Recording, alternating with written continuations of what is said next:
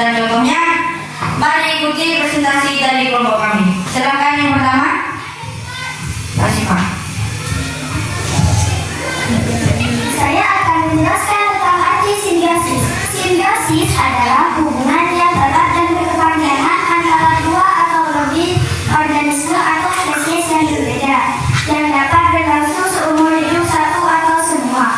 Selanjutnya akan dijelaskan oleh teman saya, Naila.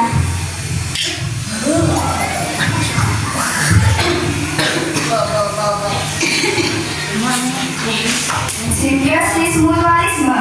Simbiosis mutualisme adalah interaksi antara dua makhluk hidup berbeda spesies yang saling menguntungkan satu sama lain, di mana kedua pihak saling menguntungkan tanpa ada yang dirugikan. Atau arti lainnya, simbiosis mutualisme adalah hubungan dua makhluk hidup yang saling menguntungkan. Silakan lihat contohnya di papan kita. Contoh simbiosis mutualisme.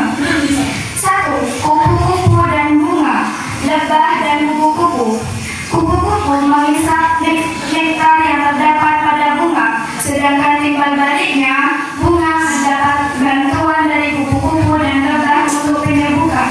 Contoh simbiosis mutualisme yang kedua, kerbau dan burung jaga. Burung dapat makan dari kutu kerbau, sedangkan kerbau beruntung karena bebas dari kutu sebagai parasitnya. Selanjutnya akan dijelaskan oleh teman saya, Hesti.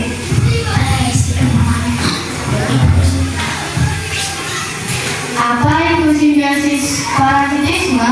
Simbiosis parasitisme adalah interaksi antara dua organisme berbeda spesies, di mana satu pihak parasit mendapat keuntungan dengan mengambil nutrisi, sementara pihak lain inang dirugikan. Mari teman-teman lihat contohnya di layar.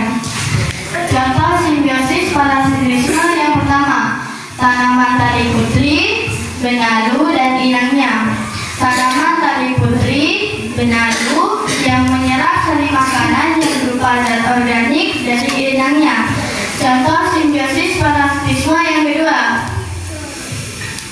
nyamuk. Bagi nyamuk, hubungan ini menguntungkan karena tidak hanya mendapat darah sebagai makanan, tapi mereka juga bisa berkembang biak.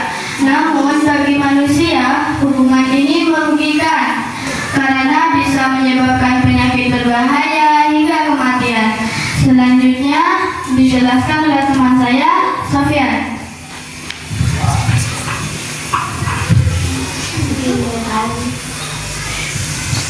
Saya akan menjelaskan tentang simbiosis komensalisme.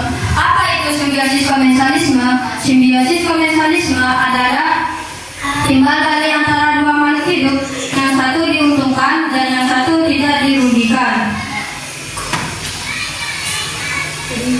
Contoh simbiosis komensalisme yang pertama, ada anggrek, sirih, dan pohon mangga. Tumbuhan anggrek dan sirih bisa tumbuh menempel di pohon mangga sebagai tempat hidup dan memperoleh sinar matahari. Pertumbuhan pohon mangga tidak terganggu saat hidup berdampingan dengan anggrek maupun sirih. Penjelasan selanjutnya akan dilanjutkan oleh teman saya, Ulfa.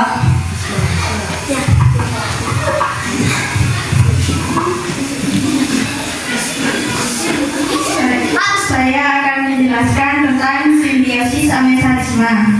Simbiosis amensalisme adalah interaksi antar makhluk hidup di mana satu pihak dirugikan atau terhambat pertumbuhannya, sementara pihak lain tidak diuntungkan maupun dirugikan. Contoh simbiosis amensalisme yang pertama adalah padi dan gulma. Gulma atau rumput liar seperti rumput teki menghambat pertumbuhan tanaman padi dengan mengambil nutrisi tanah tanpa memberikan keuntungan bagi gulma tersebut selain ruang hidup. Contoh simbiosis amensalisme yang kedua adalah tanaman bambu dan tanaman sekitar. Tanaman bambu mengeluarkan suatu zat tertentu. Zat tersebut akan menyebabkan semua jenis tanaman yang tumbuh di sekitarnya mati. Demikian penjelasan dari saya berikan kembali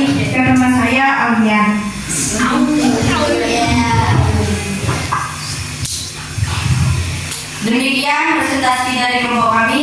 Mohon maaf bila ada salah penjelasan.